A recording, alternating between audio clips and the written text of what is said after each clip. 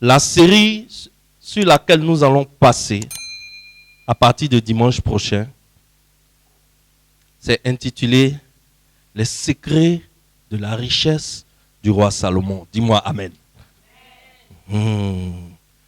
Tu ne vas pas louper un seul culte. Je te dis, quand je vais commencer cet enseignement, tu ne vas pas vouloir louper un culte. Et vous allez voir, la vie de tout le monde ici va changer. Tous ceux qui vont mettre en pratique ce qui va être enseigné verront les résultats effectifs dans leur vie. D'ici les 1 an, 2 ans qui viennent, ça va se voir quand on t'a enseigné les secrets de la richesse du roi Salomon. Ça va se voir dans ta vie. Dis-moi Amen.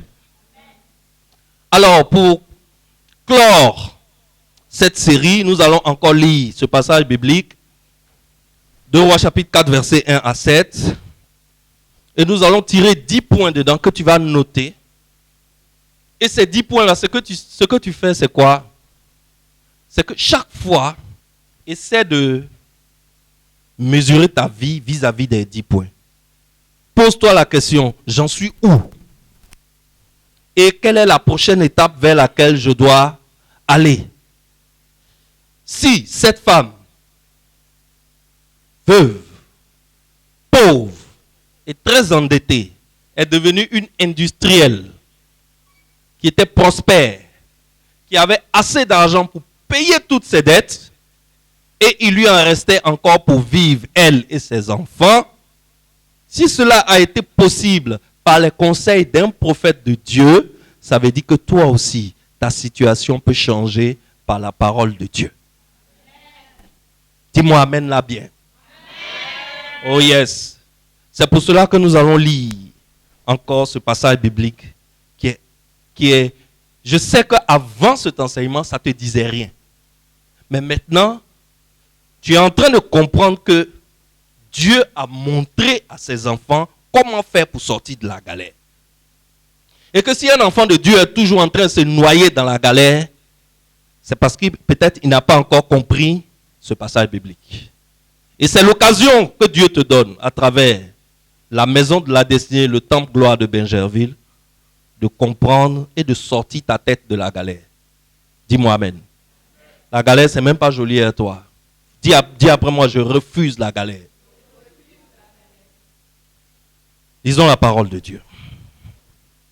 Une femme, d'entre les femmes, c'est 2 Rois chapitre 4, versets 1 à 7. Une femme d'entre les femmes des fils des prophètes cria à Élisée en disant, « Ton serviteur, mon mari, est mort, et tu sais que ton serviteur craignait l'Éternel.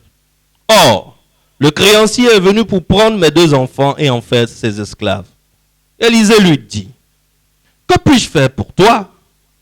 Dis-moi, qu'as-tu à la maison? » Elle répondit, « Ta servante n'a rien du tout à la maison qu'un vase d'huile. » Et il dit, « Va demander au dehors des vases chez tous tes voisins, des vases vides, et n'en demande pas un petit nombre. Quand tu seras rentré, tu fermeras la porte sur toi et sur tes enfants. Tu verseras dans tous ces vases, et tu mettras de côté ceux qui seront pleins. » Alors elle le quitta. Elle ferma la porte sur elle et ses enfants, et il lui présentait les vases et elle versait.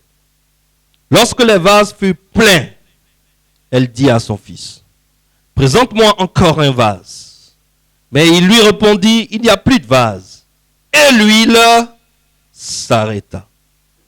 Et elle alla le rapporter à l'homme de Dieu, et il dit, « Va vendre l'huile et paye ta dette, et tu vivras, toi, tes fils, de ce qui restera. » Merci Seigneur pour ta parole, au nom puissant de Jésus. Amen. Donc, à la fin de ce passage, il y a quelque chose d'intéressant que j'aimerais noter avant qu'on progresse. C'est que, quand on a de l'argent, il faut faire quoi? Il faut faire quoi? Il faut payer ses dettes. N'est-ce pas? Il faut payer ses dettes. La Go, elle était très endettée. Mais quand elle a commencé à gagner de l'argent, grâce au conseil du prophète, le prophète lui a dit, paye ta dette et tu vivras toi et tes fils de ce qui restera. On ne vit pas de dette. On ne prend pas la dette pour vivre. Et j'aimerais que nous qui sommes ici, qui sommes des chefs d'entreprise, qui sommes des chefs de famille, qui dirigeons une institution quelconque, que ce soit une institution minime ou une institution énorme, on ne vit pas de la dette. On ne prend pas une dette pour vivre. La Bible n'a pas dit de ne pas prendre de dette. Dans les secrets de la richesse du roi Salomon, nous allons voir que Salomon même ne déconseille pas de prendre la dette, mais il te montre ce qu'on fait avec une dette. On peut s'endetter, mais pas pour manger. On ne peut pas s'endetter pour manger. On ne peut pas s'endetter pour payer ses factures. Quand on s'endette, c'est pour investir. Et lorsque l'argent commence à rentrer, paye tes impôts. Excellence. Paye tes impôts. Ce n'est pas parce que peut-être le régime fiscal de la Côte d'Ivoire, tu trouves que c'est trop élevé, tu vas courir pour aller installer ton entreprise au Togo. Pourquoi? Parce que tu veux éviter les impôts de la Côte d'Ivoire?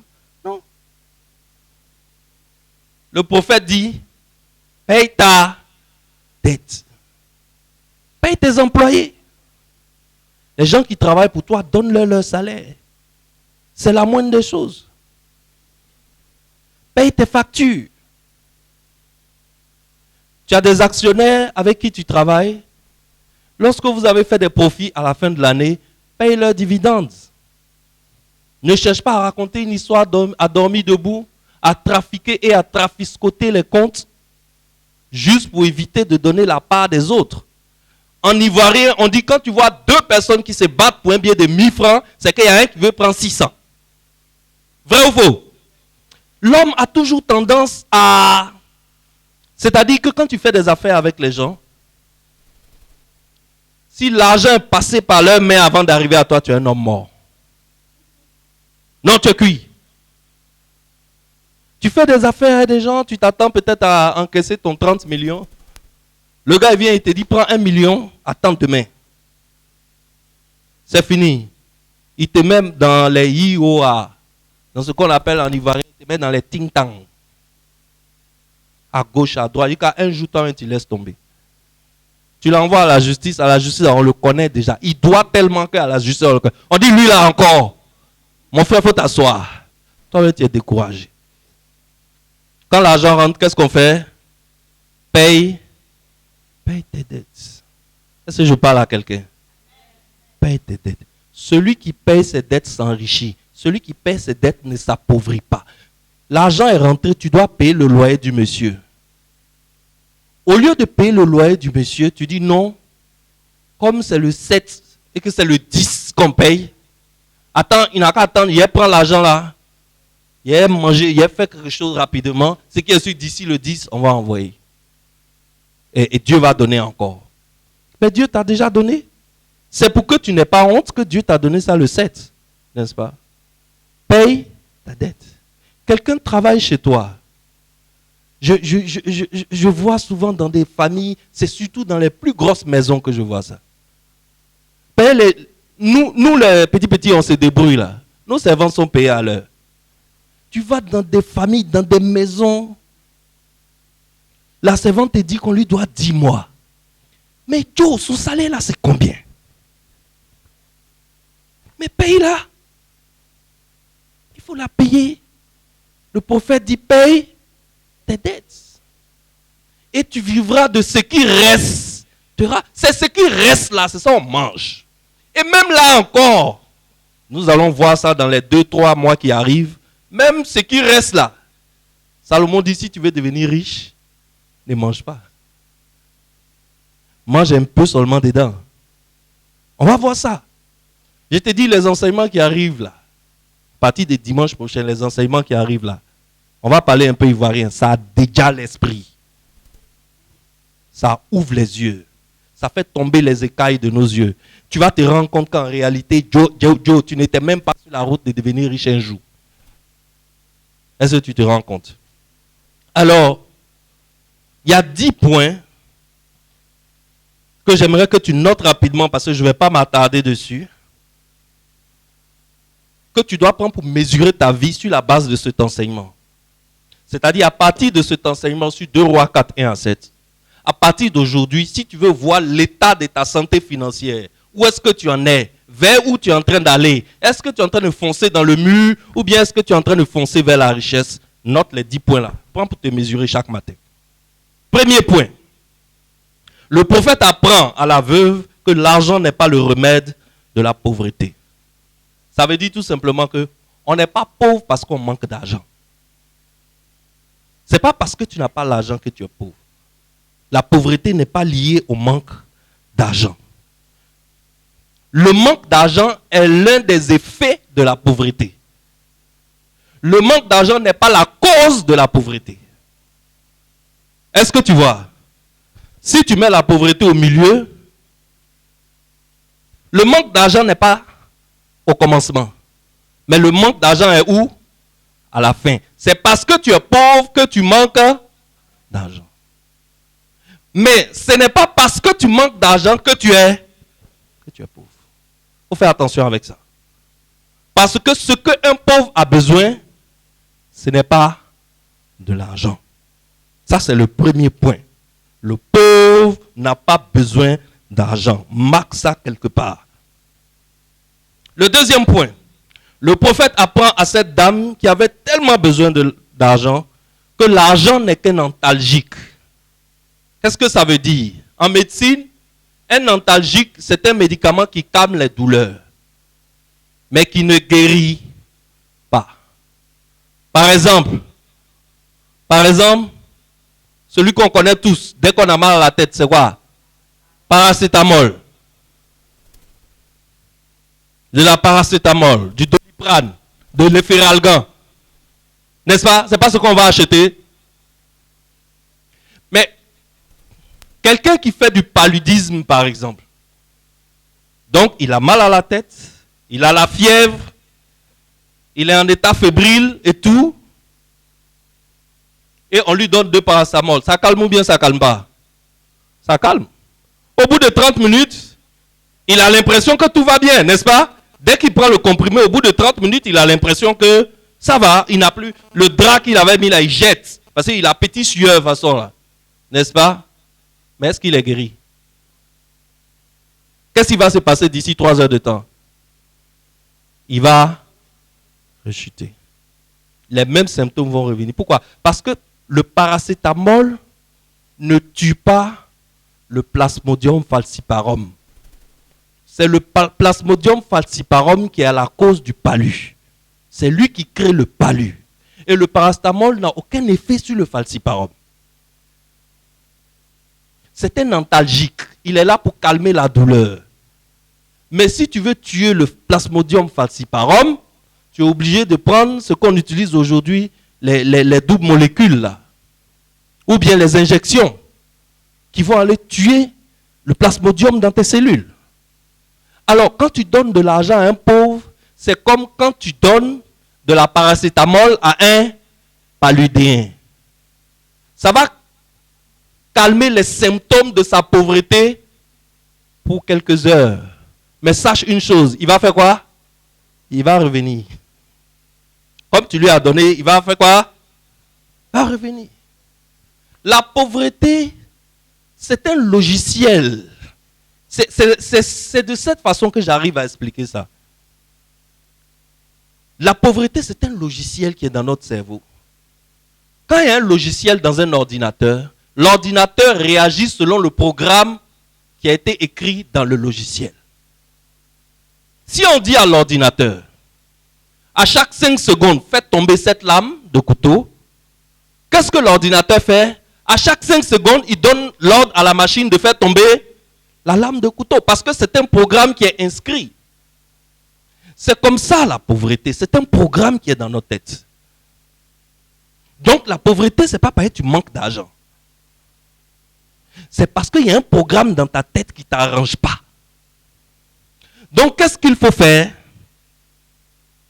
Et c'est ce que l'Église de la Maison de la Destinée essaie de faire à ses fidèles depuis le début de cette année. Ce qu'il faut faire, c'est quoi? C'est désinstaller ce programme-là et le remplacer par un programme qu'on appelle la culture de la richesse. Dis après moi, la culture de la richesse. La culture de la richesse.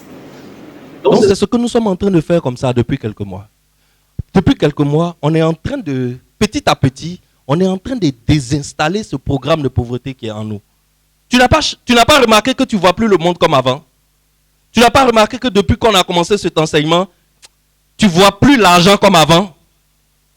Il y a des gens qui sont venus me dire au bureau la dernière fois que pasteur, cet enseignement-là, c'est Dieu même qui l'a envoyé, quoi. Ah, moi, je n'allais jamais être riche dans la vie.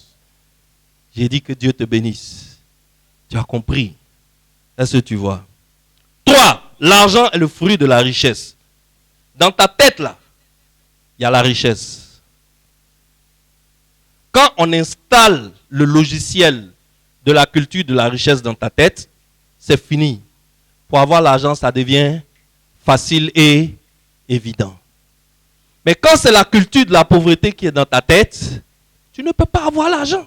Parce que les réactions que tu as vis-à-vis des situations qui peuvent te rapporter de l'argent font partie de l'argent. Non seulement ça fait partie de l'argent, mais tu es fier de toi, tu es content parce que tu n'as pas l'argent. C'est un logiciel, c'est là que ça se passe. Pendant que tes camarades, quand ils voient cette situation, ils disent « c'est une opportunité. On peut faire quelque chose ici. » Toi, tu vois l'opportunité et puis tu dis « ça, c'est pas pour moi. » Et puis tu laisses passer. Et puis un de tes petits frères prend devant là-bas. Demain, tu viens soulever sac de petits frères et puis tu le suis. Tu dis les boss derrière lui. Pourquoi? Il a pris un jeton qui était destiné à toi, mais que tu as laissé passer à cause de ce qui se passe ici. Où? Dans ta tête. L'argent, ça se trouve dans la poche. Mais la richesse se trouve où? Dans la tête. 4. Le prophète apprend à cette femme que l'argent n'est pas la matière première de l'enrichissement. Il y a tout un processus à mettre en place pour que l'argent rentre dans ta poche même quand tu dors. Donc, si tu veux devenir riche, ce n'est pas l'argent qui est la matière première. La plupart d'entre nous ici, on est assis. Si on nous demande tout de suite, on dit j'ai un projet mais je n'ai pas le financement. La plupart d'entre nous. J'ai un projet mais je n'ai pas. Parce qu'on est convaincu que sans financement, on ne peut jamais devenir riche. Alors qu'en réalité, la première chose dont tu as besoin, ce n'est pas le financement. Tu as besoin d'un état d'esprit. Quand tu as cet état d'esprit-là, le financement, on le trouve. Souvent même, on arrive à réaliser le projet sans le financement. Je te donne un exemple. Il y a une école d'agriculture à Yamoussoukro. Les gars voulaient faire 1 hectare d'oignons. Mais ils n'ont pas d'eau. Donc ils ont monté le projet, ils sont allés voir une institution. Ils ont demandé 20 millions à l'institution. Dans les 20 millions, il y avait 12 millions pour faire un forage, pour atteindre la nappe phréatique, pour pouvoir puiser l'eau dans le sous-sol. Et les 8 millions restants, c'était pour mettre en place un système d'arrosage et pour faire tout ce qu'il fallait pour lancer 1 hectare d'oignons. Il y a un des élèves, un des étudiants de l'école d'agronomie là, qui dans ses promenades a trouvé quelque part de l'eau. Il y a un petit étang d'eau. Mais il a vu que dans l'eau, il y a des bulles. Ça veut dire que l'eau provient d'une source. Donc, qu'est-ce qu'il a fait? Il a essayé de ramasser le maximum de l'eau pour jeter. Et puis, il dit, je vais revenir le lendemain pour voir. Il revient le lendemain, c'est encore rempli. Et il est sûr que là, il y a une source. Qu'est-ce qu'il fait?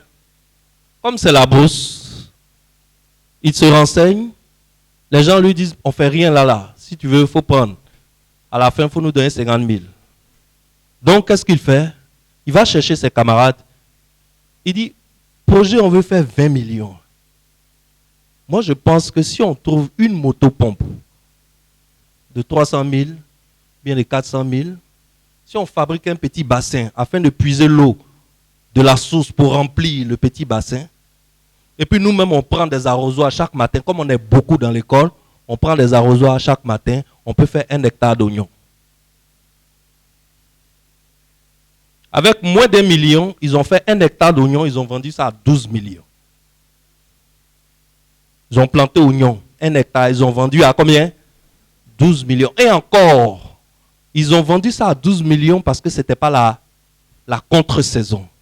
Parce que s'ils avaient fait ça en contre-saison, ils allaient vendre ça plus cher. Donc souvent, tu as l'impression que c'est l'argent qu'il te faut d'abord. Et tu es assis, et tu vieillis, les cheveux blanchissent. Tu es là, tu crois que c'est l'argent qu'il te faut pour démarrer. L'argent n'est pas la matière première de l'enrichissement.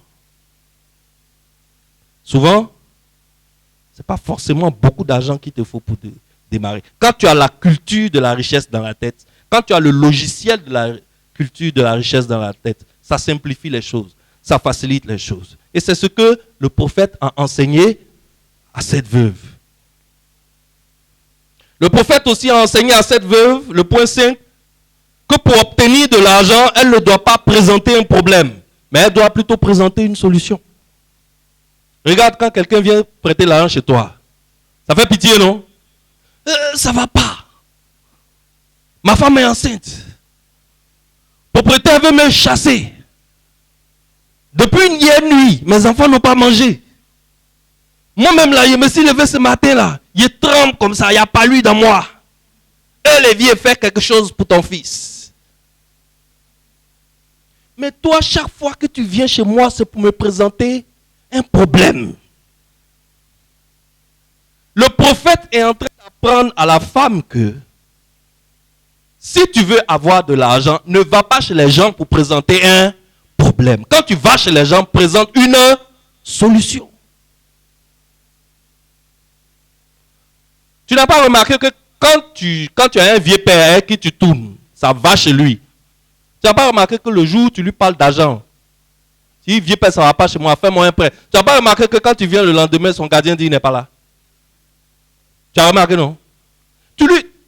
Lui, il attend des solutions, toi, tu viens pour lui présenter des problèmes. Point 6. Le prophète lui a appris à ne pas vivre de crédit et à ne pas dilapider son capital, mais à vivre de son profit. Donc, nous tous qui sommes ici, nous devons examiner notre vie financière pour voir de quoi est-ce qu'on est en train de vivre en réalité. L'argent que je suis en train de manger actuellement, là, c'est quoi? C'est dette? Ou bien c'est le capital de mon entreprise que je suis en train de brûler? Ou bien je suis en train de vivre des profits du capital qui tourne? Ce qu'il faut faire, c'est de vivre des profits du capital qui fait quoi? Qui tourne. Il y a une chose que tu dois savoir, c'est que le capital de ton entreprise, en réalité, ce n'est pas pour toi. Dis-moi amen. C'est ta société. Hein? C'est ton nom qui est sur l'entreprise. C'est pour toi les comptes en banque. Mais le capital qui fait tourner la société, là, ce n'est pas pour toi. Parce que dès que tu commences à manger ça, qu'est-ce qui va se passer? L'entreprise va entrer en faillite. On mange les profits. On ne mange pas le capital. On ne mange pas les crédits qu'on est allé prendre pour travailler. Tu n'es pas venu me voir, tu me dis, pasteur, j'ai une idée, je veux vendre Bofloto devant une école. Comme il y a 500 élèves, je me dis, s'il y a 50 qui achètent mes Bofloto, 100 francs par jour, ça me fait 5000 francs par jour, je pense que je peux m'en sortir. Quand je t'écoute, je dis, la go là, ça va dans sa tête, ça tourne. On dirait que la culture de la richesse s'installe. Je te donne les 60 000 francs pour aller commencer les Bofloto. Et avant même d'arriver à la maison, tu es passé à Épidore. Tu as mangé 10 croissants dans les 60 000 là. Tu as bu Coca-Cola 1,5 litre. toi seul dans les 60 000. Alors que les 60 000 là, tu m'as demandé, c'était pour faire quoi? C'est un capital. On ne mange pas le capital. On ne mange pas le capital. Et ça, le prophète a enseigné ça à la dame. Le prophète lui a appris à transformer sa matière brute en produits finis avant de les vendre. Elle n'a pas vendu l'huile qui était dans la petite bouteille dans sa maison. Qu'est-ce qu'elle a vendu? Elle a vendu l'huile qui était raffinée. L'huile qui était dans les vases. N'est-ce pas? C'est ça qu'on ne vend pas la matière première. N'oublie pas ça. Parce que beaucoup d'entre vous allez devenir des chefs d'entreprise. On ne vend, quand tu veux t'enrichir, si par exemple tu plantes du piment, tu peux vendre le piment sur le marché et gagner de l'argent. Mais ça, c'est au début. Au bout d'un moment, il faut que ton entreprise évolue pour que désormais le piment, là, tu le mettes en poudre, tu le mets dans des petites bouteilles pour vendre dans les supermarchés. Ça rapporte plus. Parce que là où toi, tu t'en vas vendre piment 1 tonne, on va te prendre la tonne de piment, je ne sais pas moi, à 100 000. Mais la tonne de piment qu'ils ont pris à 100 000, là, ils ont dépensé 500 000 dessus, ils vendent une petite bouteille de piment là à 1000 francs, 1000 francs. Et ils vont vendre ça à 1 million. Toi, tu as vendu la matière première à 100 000 et tu es content. Mais 100 000 là, quand tu retournes là, on te dit un de tes tuyaux au champ qui arrose ton piment, un des tuyaux est cassé, il faut changer. Tu as fini de changer le tuyau, on dit, ah, la motopompe là, son moteur est grillé, il faut changer le vilebrequin. 100 000, c'est passé où? Mais lorsque tu as la culture de la richesse dans la tête, tu peux commencer ton champ, vendre piment, 1 tonne à des industriels, mais au bout d'un moment, au bout d'un certain nombre d'années, tu ne dois pas, je ne vais pas revenir te voir 10 ans plus tard, tu as dit, je suis le vieux père de l'exportation de piment. Tu dois me dire que je suis le vieux père de la transformation du piment. Pour s'enrichir, il ne faut pas vendre la matière première, il faut vendre le produit fini. En tout cas, c'est vers ça que chaque personne doit tendre. Le business que tu fais, quel est le produit fini? Comment toi aussi tu fais pour arriver au niveau de fabricant du produit fini? C'est ce que le prophète a enseigné à la Gola. C'est cela la Gola qui était veuve, pauvre et très endettée. Elle est devenue riche. Parce qu'elle n'a pas vendu l'huile qui était dans sa maison. Elle a attendu de transformer l'huile. Le prophète lui a appris que la distance entre le pauvre et le riche, ce n'est pas ce qui se trouve dans leurs poches respectives, mais ce qui se trouve où? Dans leur tête. Si tu veux avoir ce qui est dans la poche du riche, cherche d'abord à avoir ce qui est dans sa tête. Tu sais, si tu te promènes avec un riche, n'envie pas son argent, mais écoute-le. Regarde comment il fait. Regarde comment il travaille. Lorsqu'il bavarde avec ses collaborateurs, ces gens avec qui il a ses rendez-vous d'affaires, glisse ton oreille. Écoute, mon ami, le jour où tu as compris comment ce monsieur fonctionne pour gagner de l'argent, ce qui va se passer, c'est que toi, tu vas gagner de l'argent plus que lui. Dis-moi amen. Au lieu d'envier sa fortune, guette plus haut que lui. Mais pour avoir plus haut que lui, essaie d'avoir ce qu'il a dans la tête. N'essaie pas d'avoir ce qu'il a dans la poche. Nous, on est impressionnés par ce qu'ils ont dans la poche. Parce que ce qu'ils ont dans la poche, c'est la clé de la voiture, les Mercedes, les beaux costumes, les restaurants outranciens qui aiment de l'hôtel Ivoire, les belles femmes avec forme Coca-Cola, qui collectionnent, il en a 12 ou bien 15 lui seul, et toi aussi tu veux en avoir 12 ou 15. Mais tu sais combien ça lui coûte? Je connaissais un gars à Abidjan ici, je ne vais pas dire le nom de la société, il était le patron d'une grande société à Abidjan ici. Il était payé 9 millions par mois. Mais dans les 9 millions par mois, il y a 4 millions qui partaient chaque mois dans l'entretien de ses 5 maîtresses. Il avait 5 maîtresses. Tu sais, mon travail, la nature de mon travail fait que c'est ceux-là que je fréquente. C'est ceux-là qui ont l'argent pour payer des factures de santé animale. C'est ceux-là qui peuvent dépenser l'argent sur un animal. Sinon, nous les pauvres là, animal là, on ne fait rien à ça. Au contraire, on fait ça en choukouya. 4 millions par mois. Sur ses 5 maîtresses, il avait une Rwandaise, il avait une Zaïroise, il avait 2 Ivoiriennes, et il avait, la dernière, c'était sa secrétaire au travail, qui était une Française. C'est elle-même c'est elle-même, elle a le tué même, la petite Française. Est-ce que tu vois? Donc, si tu te promènes à un gars comme ça, et puis tu vois ces mousseaux, il dit, si tu vois la Rwandaise, là, on dirait, c'est pas l'homme qui l'a accouché, on dirait qu'elle est quittée dans œuf. Elle est trop jolie. Si tu vois ça, et puis tu dis, c'est ce que je veux, est-ce que tu vas avoir? Non. Essaie d'avoir d'abord la culture de la richesse qui est dans sa tête là.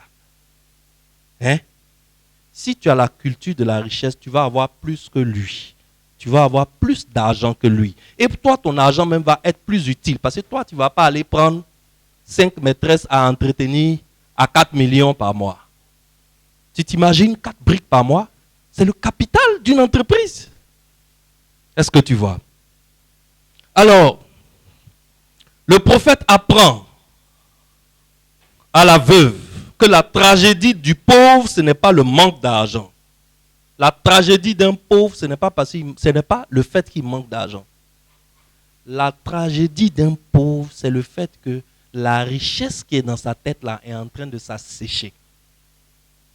Tu sais, la richesse qui est en toi là, si tu ne l'utilises pas, elle va faire quoi? Elle va s'assécher. Elle va s'atrophier. Un muscle qu'on n'utilise pas, il s'atrophie. Une plante que tu n'arroses pas, elle fait quoi? Elle meurt.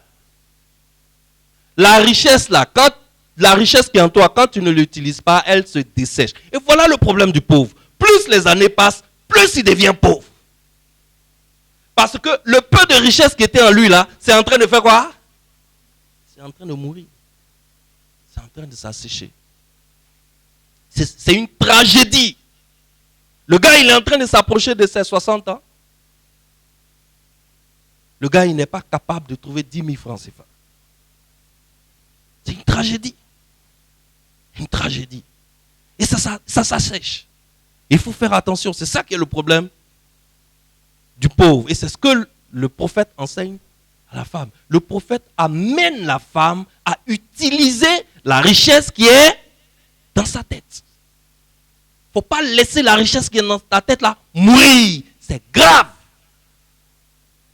C'est grave. J'ai vu des gens qui sont morts. On n'a même pas trouvé le cercueil pour les enterrer. J'ai assisté une fois à un gars. On était obligé de le mettre dans le cercueil qu'on a trouvé. Et le cercueil qu'on a trouvé, c'était pour un enfant. Enfin, un adolescent. Ses pieds sont plus longs. Excusez-moi, on a dû casser ses pieds pour mettre dans le coffre. C'est quoi ça? Tu es moisi, tu es en galère. Tu n'as rien.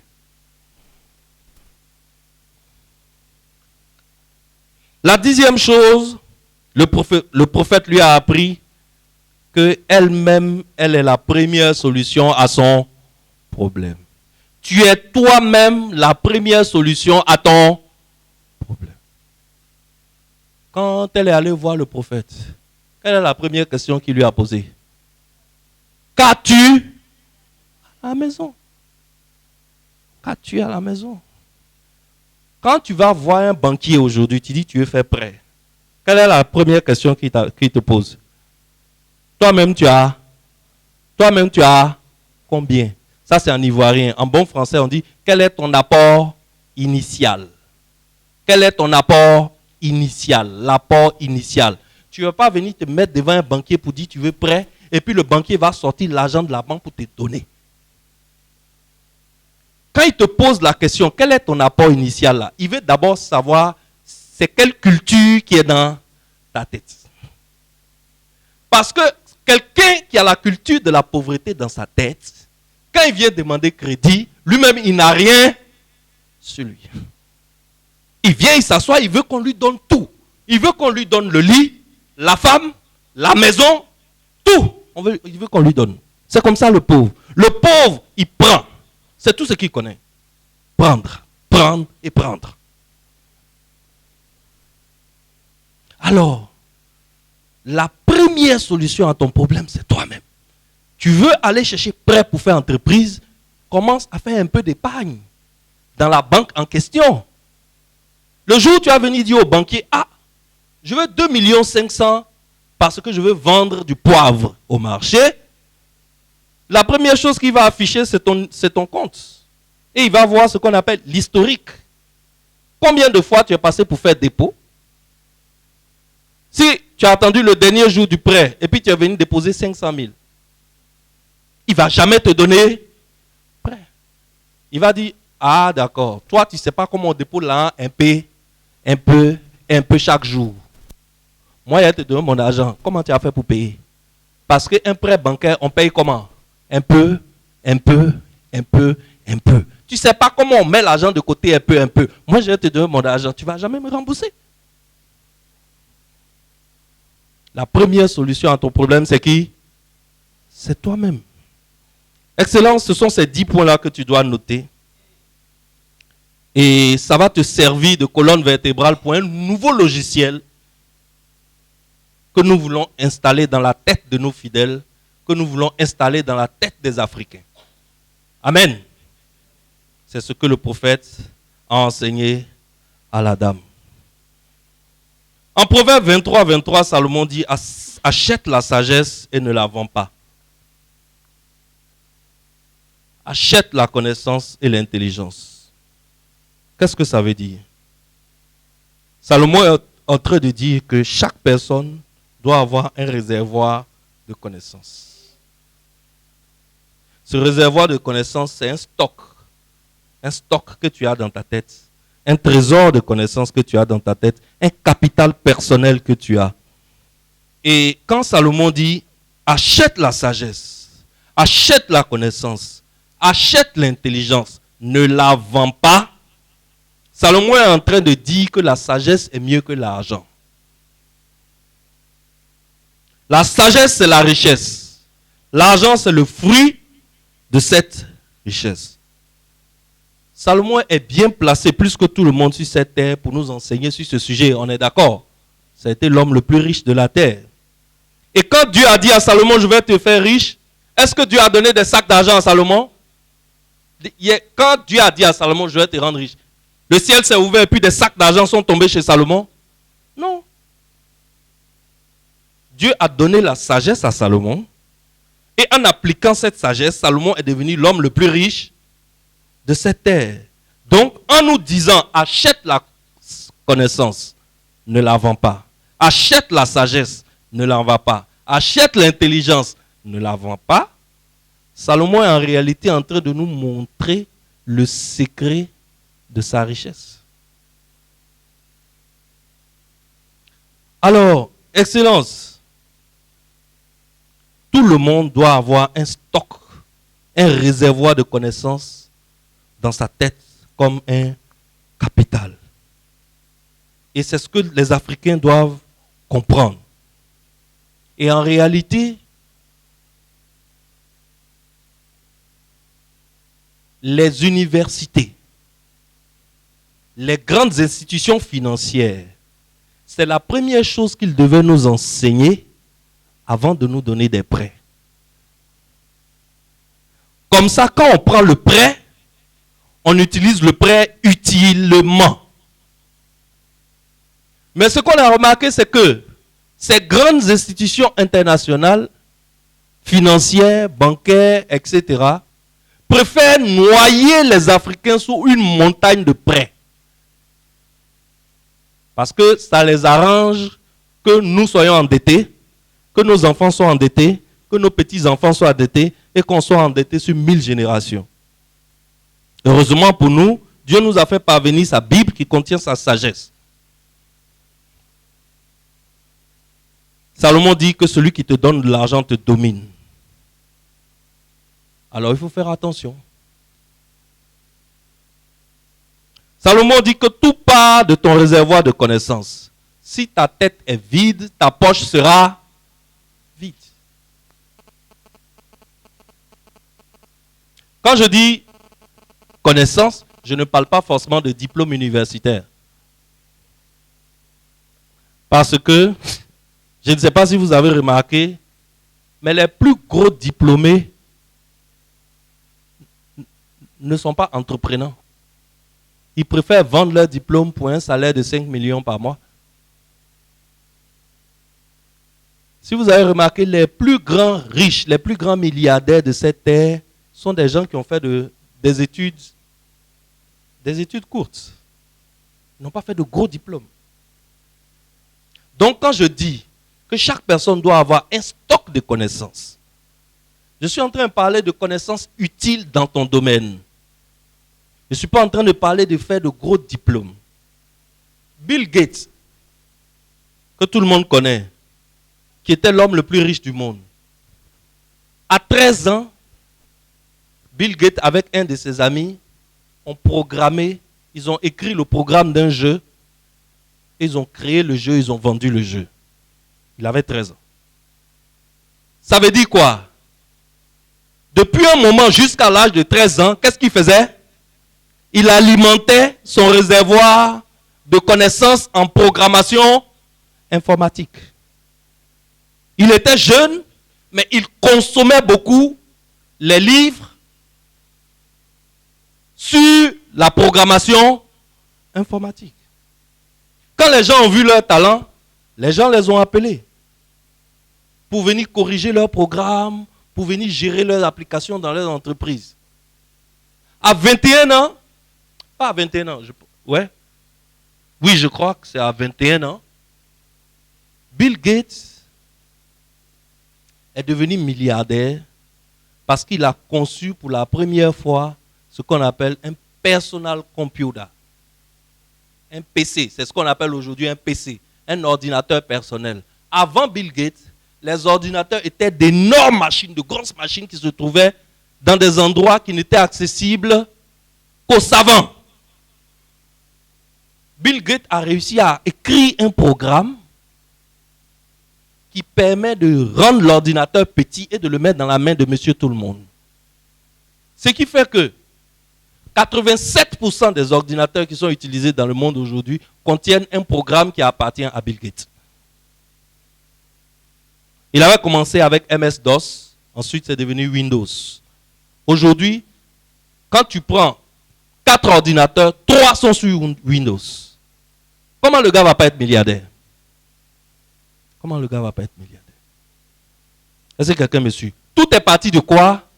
De son réservoir de connaissances. C'est pourquoi tu dois lire, Excellence. Quelqu'un qui veut se mettre sur le chemin de la richesse doit lire. Je n'ai jamais vu quelqu'un regarder Telenovelas pendant 15 ans et devenir riche.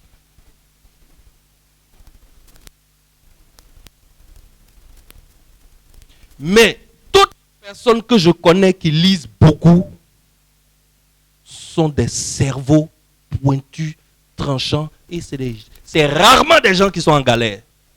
Rarement.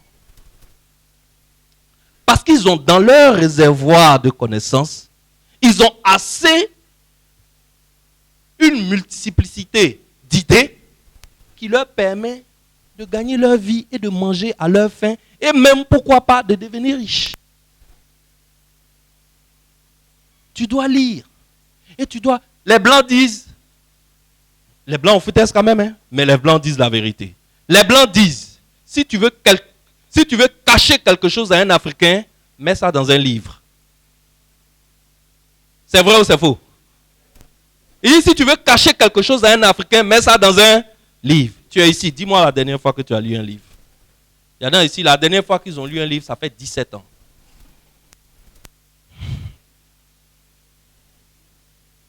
Sarah, ne me regarde pas avec des yeux ronds. C'est la vérité, tu lis. Salomon dit, achète la sagesse. Ou bien, vous savez, dans ces mois qui viennent, on va parler de Salomon. Si tu peux, lis le livre de Proverbes, lis le livre d'Ecclésiaste, lis bien ces livres-là. Tu sais, il y a des trésors de connaissances incroyables. On est pauvre parce que on ne lit pas. On n'a pas de connaissances. Il n'y a rien dans le stock.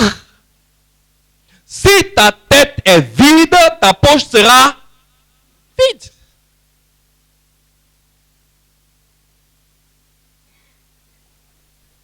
Est-ce que j'ai du temps? Oui, j'ai un peu de temps. En 2009,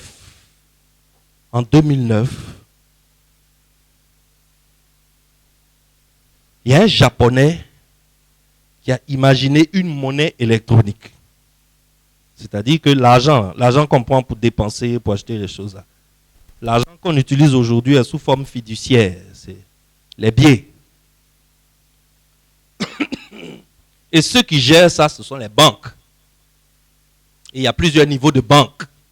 Il y a les banques d'émission, il y a les banques centrales, il y a les banques commerciales, etc. Le gars, il a réfléchi, il s'est dit, mais si un jour ces banques-là se mettent ensemble, ils peuvent ruiner tout le monde sur la terre. Donc, je vais inventer un système qui va faire que l'argent peut continuer de circuler entre les hommes sans passer par les banques centrales. Et il a créé un code informatique, une monnaie informatique qu'on appelle le Bitcoin. Beaucoup d'entre vous en ont entendu parler, le Bitcoin. En 2009, quand il a créé le Bitcoin s'achetait et se vendait à 0,001 $. C'est-à-dire, si on envoie ça en CFA, autour de 100 francs, 150. 100 francs CFA, quoi, pour acheter un Bitcoin. C'est moins que ça, non? C'est moins que ça. C'est moins que ça. Même pas 100 francs. Un Bitcoin en 2009.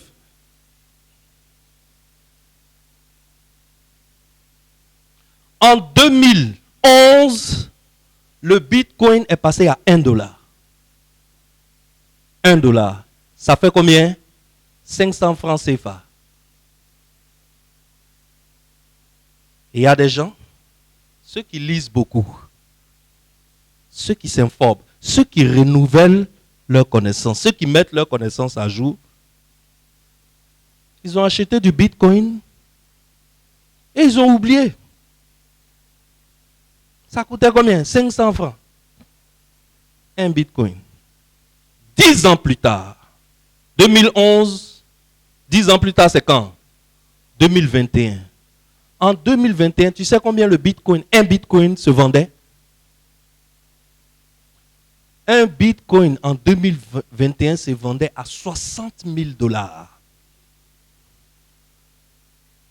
60 000 $, ça te fait à peu près 30 millions. À peu près 30 millions de francs. Un Bitcoin. C'est-à-dire, suppose que quelqu'un avait acheté 100 Bitcoins. Il a gardé. Il allait dépenser combien? 500 francs fois 100. Ça faisait combien? 50 000. 50 000. Et puis il a oublié. 10 ans plus tard, il a combien? Combien? 3 milliards. Voilà comment des enfants, des bébés ngué sont devenus multimillionnaires en dollars. C'est-à-dire milliardaires en francs CFA. Et j'ai vu de mes yeux quelque chose comme ça. Je vous dis la vérité. J'ai un ami qui habite Bingerville ici. Lui, il est beaucoup dans ces choses-là. Moi, bon, c'est maintenant avec ces enseignements-là que moi aussi j'ouvre un peu. Sinon, j'étais fermé. Je me rappelle la première fois à la gare de Bassam à Trècheville que quelqu'un m'a approché pour dire « Je vais ouvrir un compte Orange Money pour toi, c'est gratuit. » J'ai refusé. Il a dit « Moi-même, on l'a dans le téléphone, vous allez ramasser. » Mais aujourd'hui, tu ne peux rien faire sans Orange Money. N'est-ce pas? L'ami, là, il a un camarade gendarme à qui il avait parlé de crypto-monnaie. Et le gars, il avait acheté pour peut-être, il l'avait acheté peut-être pour 23 000 ou 25 000 francs. C'était en 2011 par là. Il l'avait acheté pour 23 000 francs. Et il l'a mis dessus. En 2020, sa maman est décédée. L'ami gendarme là, sa maman est décédée. Il n'y avait rien. Ça n'allait pas. Donc il est revenu voir mon gars là. Joe, ça va pas, tu peux pas me prêter un peu d'argent? Hey, ça là on va faire comment? Puisque mon gars là, lui, il vend des terrains. Donc bon, les gens qui vendent les terrains là, ils sont souvent un peu trucs. Il dit, mais ton truc même tu avais fait là. Ton truc tu avais fait là, tu n'es plus jamais venu redemander. Est-ce que ce truc-là, même, tu as une fois consulté? Il dit, je ne sais même pas comment il consulte. Il dit, ah bon, tu as les codes? Donne les codes, on va consulter. Il consulte. 23 000, il avait mis là. Vous savez combien il pouvait avoir? 40 millions. Il pouvait retirer 40 millions en cash. Sur place, le jour-là, ils ont appelé quelqu'un qui achète des bitcoins. Le gars est venu avec 15 millions en liquide. Au maquis, là. Il y a un maquis à Blocos, au bord de la lagune, là. Grand maquis au bord de la lagune. Il est venu à 15 millions. Il est venu acheter pour 15 millions de bitcoins. Le gars, Joe, quelqu'un qui n'avait rien, qui était venu demander crédit, qui s'en va à la maison avec 15 millions. Il est parti enterrer dignement sa maman. Il revient à Abidjan. Il veut aller balayer le reste. Entre-temps, son ami avec qui il était venu avait chopé les logins et les mots de code du bitcoin. Quand il était en train de faire enterrement de sa maman, son ami a balayé le compte. Il est venu, il n'y avait plus rien dans le compte. Mais il a gagné quand même. Je vais dire pourquoi je te donne cet exemple-là. Il faut lire, il faut s'informer, il faut renouveler son stock de connaissances. Tu ne peux pas être là, tu es assis, tu ne lis pas, tu ne te mets pas à jour. C'est-à-dire, tu es assis devant moi, tu es vivant, mais tu es périmé. Tu es expiré. Tu es désuète. Tu es démodé. Tu es démodé. Il y a 20 ans de cela, si tu avais un doctorat et que tu n'as pas mis tes connaissances à jour, aujourd'hui, tu n'as pas le même niveau. On nous a démontré que chaque année, on perd 20% de ce qu'on connaît.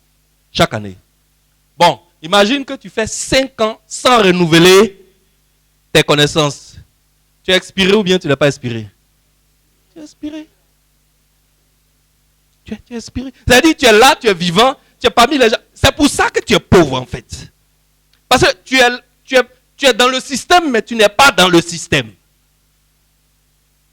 Il y a un gros tuyau qui passe, il y a l'argent qui passe dedans. L'argent de Côte d'Ivoire là passe dedans. Pour avoir, qu'est-ce qu'il faut faire? Branche ton tuyau sur le gros tuyau.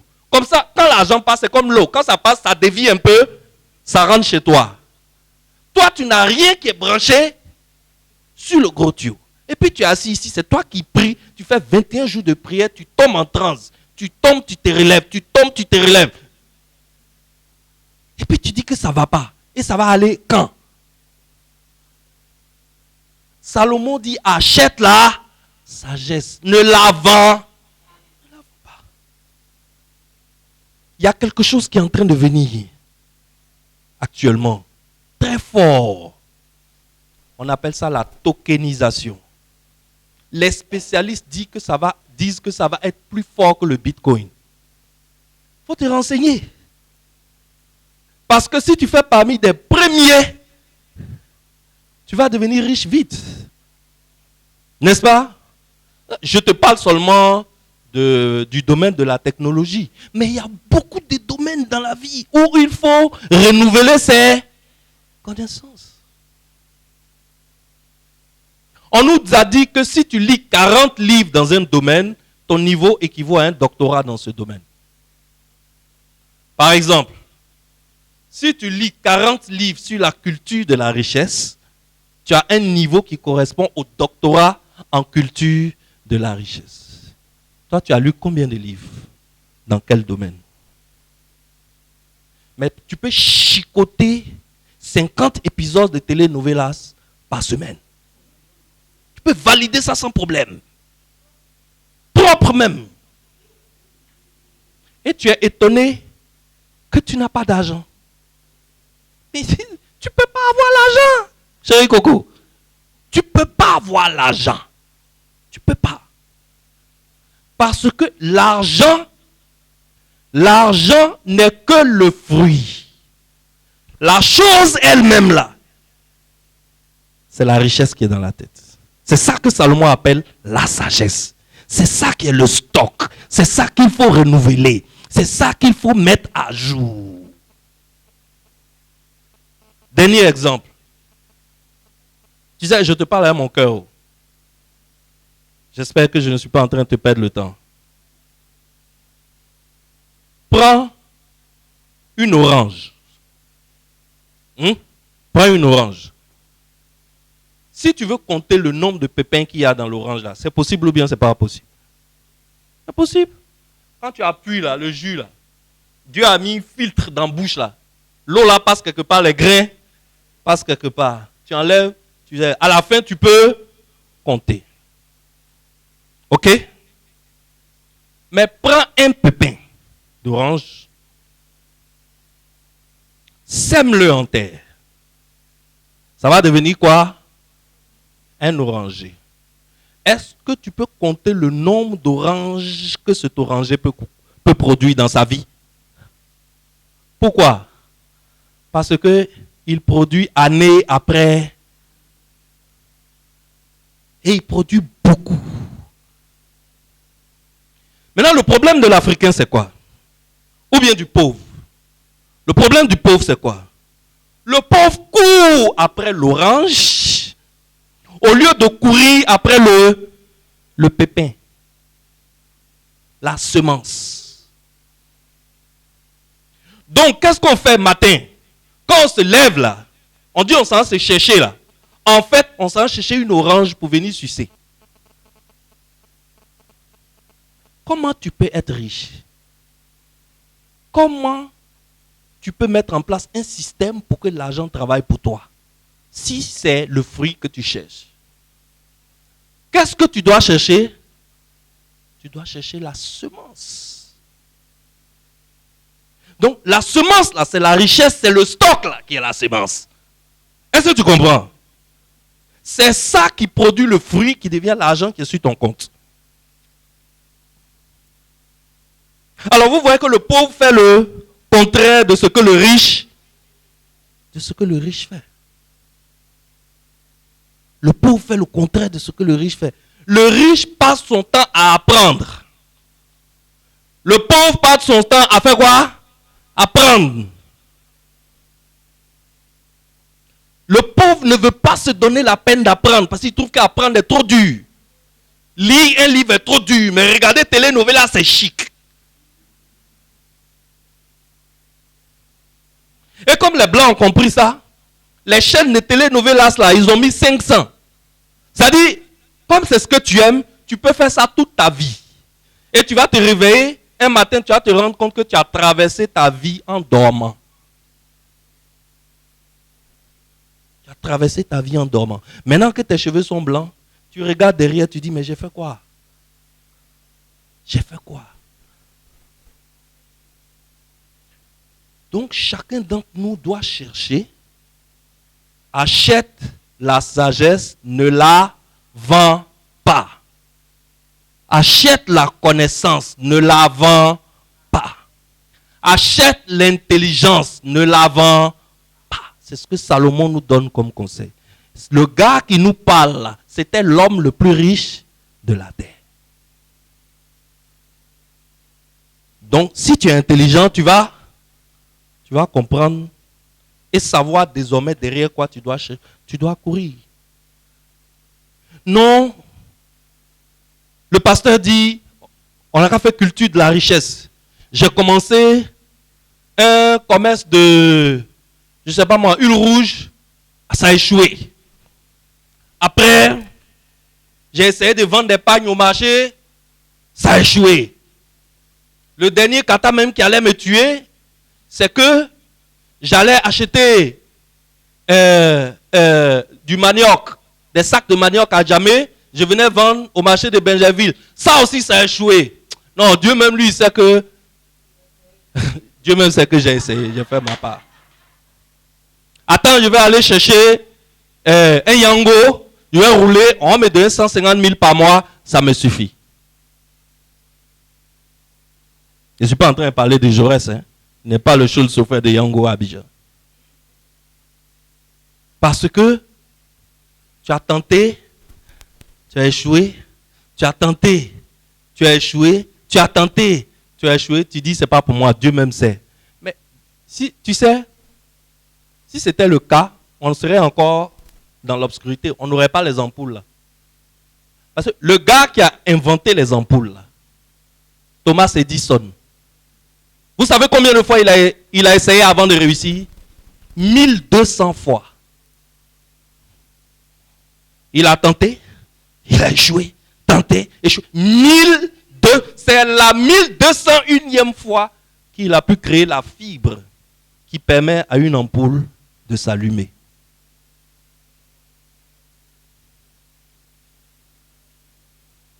Est-ce que je parle à quelqu'un? L'échec fait partie du succès. Tu sais, quand tu échoues, tu sais ce que ça veut dire? Quand tu échoues, ça veut dire que tu es en train de tenter quelque chose. L'échec ne veut pas dire que tu vas mourir. En réalité, chaque échec te permet de recommencer la chose, mais avec beaucoup plus d'intelligence. Donc, l'échec, c'est une opportunité. L'échec te donne l'opportunité de fermer certaines routes parce que tu sais que ces routes-là, ça ne mène à rien. Donc, tant que tu n'as pas tenté, tu ne peux pas connaître les routes tortueuses jusqu'à ce que tu arrives à la route qui est pour toi. L'échec fait partie du... Donc, ce n'est pas parce que le pasteur dit, on va entreprendre, c'est notre année de lait et de miel, c'est la culture de la richesse. J'ai entrepris, j'ai fait 3 fois, 4 fois, 5 fois, j'ai échoué. Dieu lui-même sait que. Non. J'ai noté dans mes notes des citations très intéressantes que j'ai retrouvées dans mes recherches sur l'échec. Je vais te lire ça et puis on va finir. Abraham Lincoln dit, l'échec est le fondement de la réussite.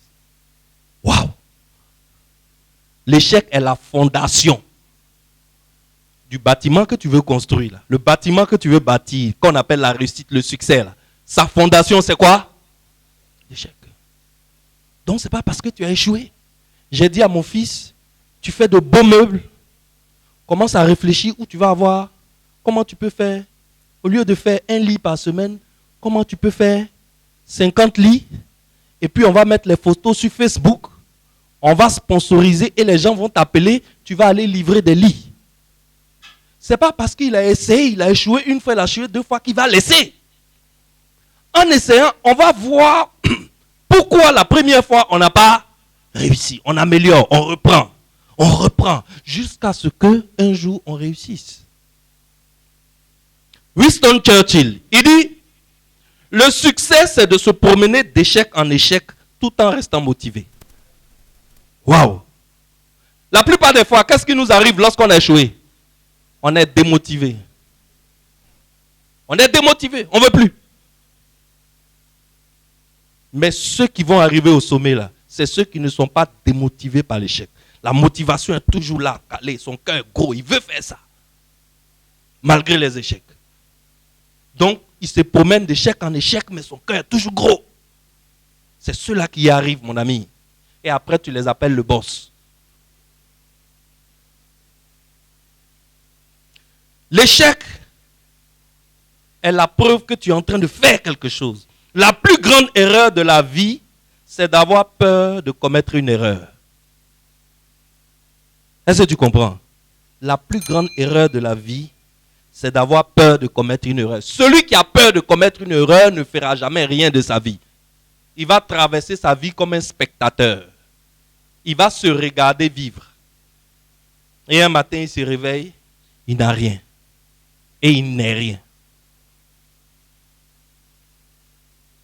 C'est pourquoi quand un enfant commence à apprendre à écrire, on lui donne un crayon. Au bout de crayon, là, il y a quoi? Il y a gomme.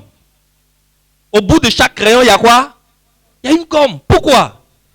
Quand il va écrire, là, il va mal faire. Il fait quoi? Il efface et il reprend. Il efface, il reprend. Il efface, il reprend. Un matin, on dit, il est au CM1. Maintenant, il n'efface pas aussi régulièrement que quand il était au CP2. Un matin, on dit, non, il a eu le CP. Mais tu ne peux pas comprendre, tu ne peux pas imaginer combien de fois il a gommé pour recommencer. Et pourquoi tu veux entreprendre? Toi aussi, tu devais devenir quelqu'un. La culture de la richesse. Mais toi, quand tu échoues, tu arrêtes. Non. Nous ne devons pas fonctionner comme ça. Alors, ce que nous venons d'apprendre ce matin, c'est l'introduction sur l'enseignement des secrets de la richesse du roi Salomon. C'est intéressant, non? Si c'est intéressant, acclame pour Salomon. Je te dis que ça va être wonderful. Ça va être wonderful. Et dimanche prochain, nous allons commencer cette série d'enseignements et ça va transformer ta vie. Dis-moi amen. Ça va réorganiser ta vie et tu seras à jour. Désormais, tu ne seras plus périmé et démodé. Hein? Tu n'as pas de livre pour lire. Viens voir Papa Adia. Ah, Papa Adia a une grosse bibliothèque. Il va te prêter des livres, mais ça s'appelle Reviens quoi. Moi, j'ai quelques livres. Au bureau, là, j'ai des livres qui sont dans la bibliothèque, que tu vois, mais j'ai beaucoup de livres qui sont dans le carton, en bas. Il faut te mettre à jour, mon ami. Dans la vie, il faut éviter d'être périmé. Ça ne va pas t'arranger. Hein? Ce qui est même recommandé, même, c'est d'être en avance sur les autres. Dis-moi amen. Ce que je viens de te parler de ça, la tokenisation, là. Tu sais c'est quoi? C'est la fraction digitale. Qu'est-ce que c'est? La monnaie numérique que les gens ont créée là, Bitcoin dont je t'ai parlé là, c'est basé sur un système qu'on appelle la blockchain. Dans le mot blockchain, tu as chaîne. En fait, qu'est-ce qu'ils font pour contourner les banques centrales? Ils partagent les informations entre une communauté de serveurs dans le monde. C'est des milliards de serveurs dans le monde qui sont interconnectés, qui partagent la même information. De telle sorte que, lorsque mon ami Alexis vient, il achète 10 bitcoins, tous les serveurs qui sont dans le monde sont informés que désormais tel bitcoin appartient à M. Alexis. C'est ce système-là qu'on appelle la blockchain. Maintenant, qu'est-ce que les Blancs veulent faire? Les Blancs veulent prendre n'importe quel bien qui existe sur Terre et fragmenter le bien en petits morceaux afin de permettre à monsieur tout le monde de devenir un investisseur. Je ne sais pas si tu comprends. Aujourd'hui, ce qui existe, c'est la bourse. La bourse, c'est quoi? Tu prends une société comme Orange Côte d'Ivoire, tu divises le capital en 20 millions de morceaux. Celui qui se lève, il vient, il paye 10 000, il a un morceau d'Orange. Mais ça passe par la banque. Pour acheter une action, tu dois passer par ton gestionnaire qui va te prendre des frais énormes, etc., etc. Si tu ne passes pas par ton gestionnaire, tu vas passer par une SCI. Maintenant, les Blancs, là, qu'est-ce qu'ils veulent faire? Comme maintenant la blockchain est posée, désormais, par exemple, tu veux acheter un lingot d'or. Je te donne un exemple pour que tu comprennes. Tu veux acheter un lingot d'or, ça coûte 50 000 $ actuellement. 50 000 $, ça fait 25 millions à peu près. Mais tu n'as pas 25 millions pour acheter un lingot d'or. Qu'est-ce que tu fais? On prend un lingot d'or, on le fractionne en des petits morceaux jusqu'à ce que tu peux avoir un morceau qui coûte 10 000. Et chaque morceau a son identité numérique dans la blockchain. Ce qui fait que lorsque tu vas sur ton smartphone, lorsque ça sera prêt, ce n'est pas encore arrivé. C'est maintenant qu'ils sont en train de préparer ça. Ceux qui seront les premiers vont devenir milliardaires. C'est nous, dis-moi amen. Tu prends ton smartphone, il y aura des applications sur nos téléphones portables à partir de ta carte bancaire ou bien à partir de ton compte Orange Money, tu achètes un morceau du lingot d'or. Et c'est dans tous les serveurs que telle partie de tel lingot d'or qui se trouve dans tel endroit appartient à monsieur Alexis. Ce qui fait que lorsque le prix de l'or grimpe et que quelqu'un vient pour acheter ce lingot d'or, le bénéfice, le profit qui a été fait est versé directement sur le compte de Alexis. Lui prend son téléphone matin et puis il voit qu'on a versé l'argent. Point. Est-ce que tu vois? Ça s'appelle la fraction digitale. La token. Donc, un morceau d'un bien va s'appeler un token. Et chaque token sera identifié par un propriétaire qui l'a acheté. Ça veut dire que tu peux être ici à Abidjan et puis être propriétaire d'une chaise dans un hôtel de Dubaï. Oui. Parce que la chaise là, on l'a fractionnée. C'est devenu un token. L'étage, l'immeuble est là, mais on l'a fractionné. Tous les biens qui sont dans l'immeuble ont été divisés en morceaux. Toi, le morceau que tu as acheté là correspond à une chaise qui se trouve dans un hôtel de Dubaï. Lorsque quelqu'un vient dormir dans la chambre de l'hôtel, les $1000 qu'il paye là, dans les $1000, il y a pour toi dedans. On te verse ça sur ton compte. Tu es là et puis tu reçois parce que tu es un investisseur. Tu as acheté quelque chose qui prend de la valeur. C'est comme quelqu'un qui a acheté un bitcoin qui coûtait 500. Aujourd'hui, ça coûte...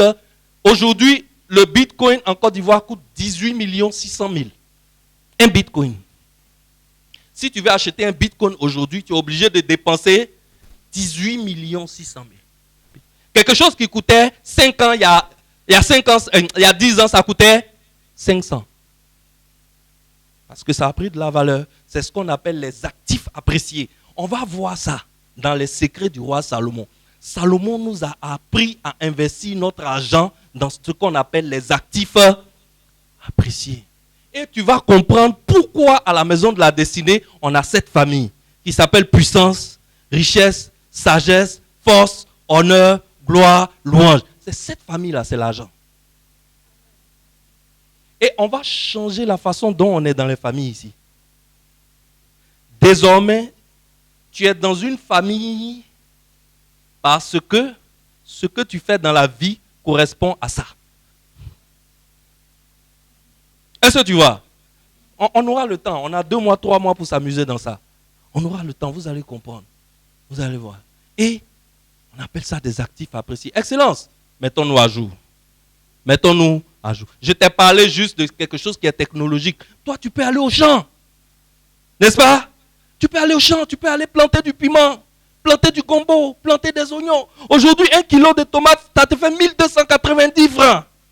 Mais ça veut dire qu'il y a de l'argent à prendre. Au lieu de te plaindre que la vie devient chère, arrête d'être un simple consommateur, deviens un producteur.